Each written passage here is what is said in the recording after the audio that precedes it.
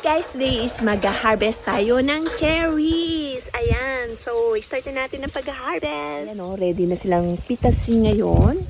Ayan lang, dapat is may tangkay. Ayun, so ayan o, pula. Bon, mon amour. Ah, ça va, hein. Il m'a dit que Montre-moi la, no. les oiseaux, ils ont tout bouffé. Montre-moi la cerise, mon amour. Montre. Ayan. So, go. Harvest now. Ako'y kumakain. Ang tamis. Yummy. Okay, ayan. Elle aime pas ça, c'est marrant que tu veux dire. Yummy.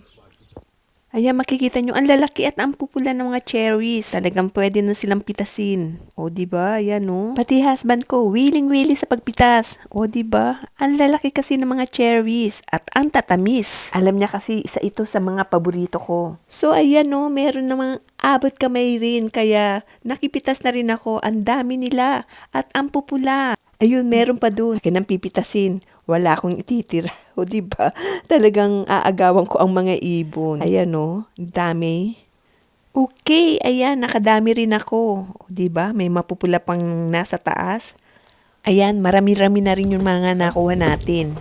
Ayun, pitas pa tayo. Ang dami pa dun, diba? Ang sarap talaga mamitas kapag ganyang marami at mapupula. At alam mong napakasarap at malutong. Ayan, si Monamur ko, kulang na lang maglambitin para makuha lahat ng mga matataas na cherries. O, diba? O naman, eto. Sarap na sarap sa pagkain. Ayan, si Monamur, lumipat naman ng ibang bahagi dahil naubos niya na yung sa isang parte. Ayan naman tayo sa iba naman. Ayan, dito talagang kailangan umakyat sa hagdan dahil matataas na siya. Kaya talagang kailangan gumamit ng hagdanan. Doon pa naman yung mapupula at ang lalaki.